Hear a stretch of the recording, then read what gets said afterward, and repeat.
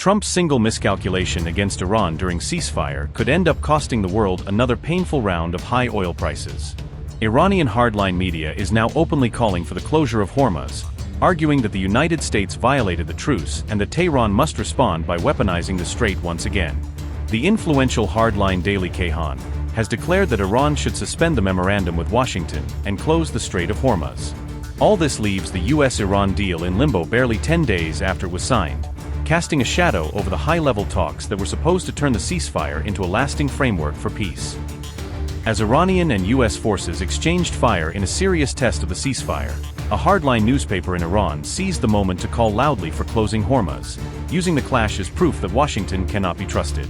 On June 27, Kayhan ran a blistering editorial urging Tehran to suspend implementation of the memorandum and to shut the Strait of Hormuz until the US changes course, effectively demanding that Iran bring oil flows to a halt again. The paper argued that the United States has repeatedly violated the agreement by striking Iranian targets, insisting that continuing to honor the deal under such conditions makes no strategic sense for Tehran. Kayhan also lashed out at senior Iranian figures Masoud Pezeshkian, Mohammad Bagher Ghalibaf, and Abbas Araghchi, accusing them of being too soft and too quick to compromise in their dealings with Washington.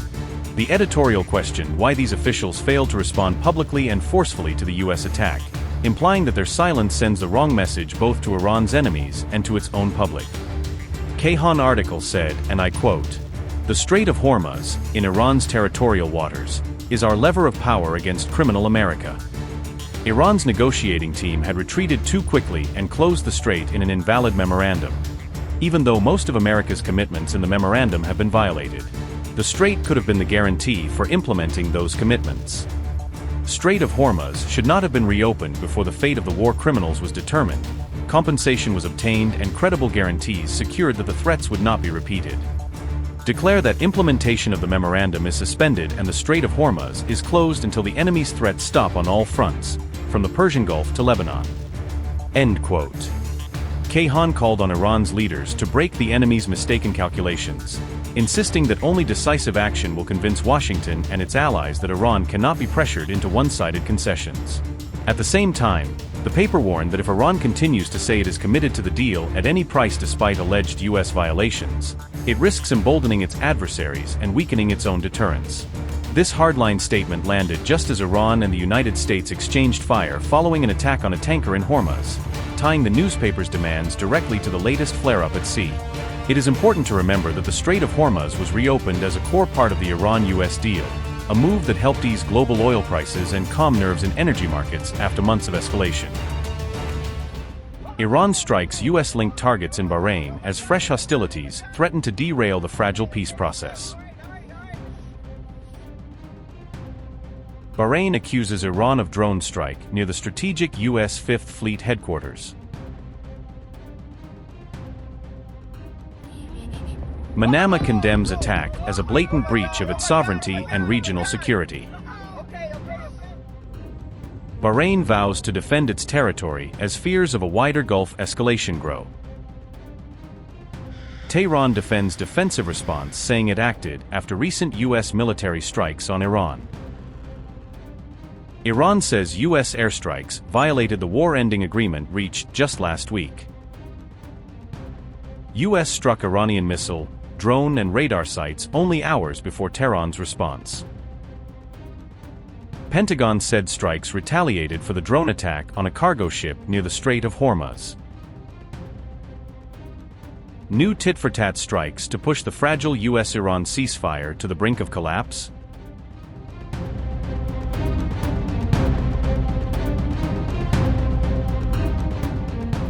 Mr. President, you said that Iran violated the ceasefire. Yeah, will they face any consequences? Well, you'll find out.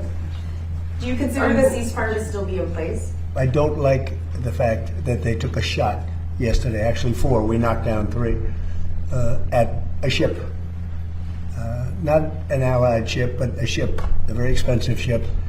And it was fine, but it took a little beating. They shouldn't be doing that, so you'll find out. Will the U.S. You'll find out will exactly. the U.S. respond? What is your message to Will Iran? I respond? You're going to find out.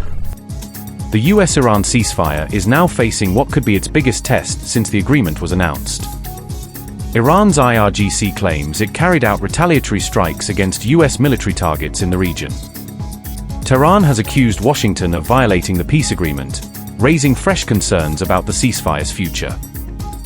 IRGC's statement read, and I quote, "According to Article 5 of the Islamabad Memorandum of Understanding, arrangements for controlling transit and movement in the Strait of Hormuz are under the responsibility of the Islamic Republic of Iran. However, the United States, by inciting various parties, sought to violate this commitment, and an appropriate response was given, and it will be the same going forward.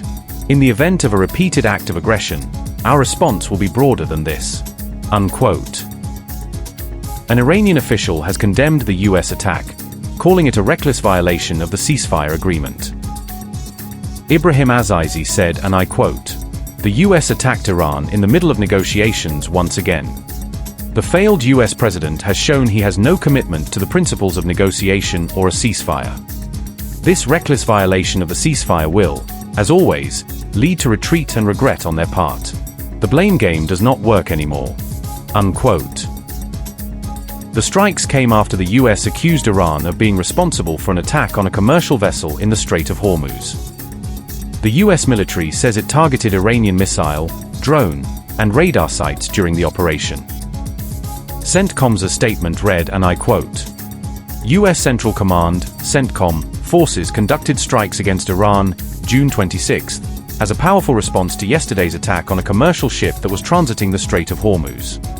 US aircraft struck Iranian missile and drone storage locations and coastal radar sites after Iran hit MV Ever Lovely on June 25 with a one-way attack drone.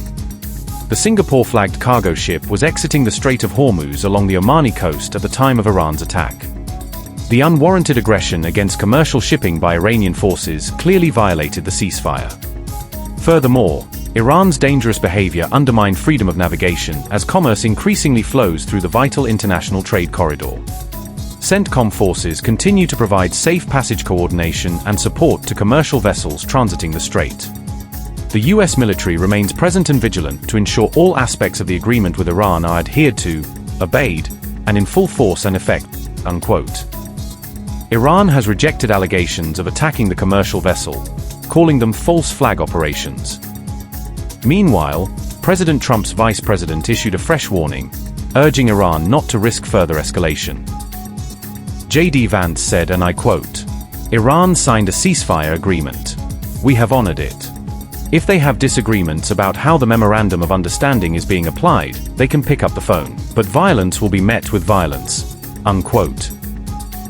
The United States has urged Iran to resolve tensions through diplomacy rather than military action. As both sides trade accusations, the fragile ceasefire is coming under growing pressure. The big question now is whether the US-Iran peace deal is already beginning to unravel. Now, with a second tanker struck in Hormuz on June 27 and the ship reportedly damaged, fears are mounting that the fragile ceasefire may collapse and that the world could be pushed back toward another spike in oil prices.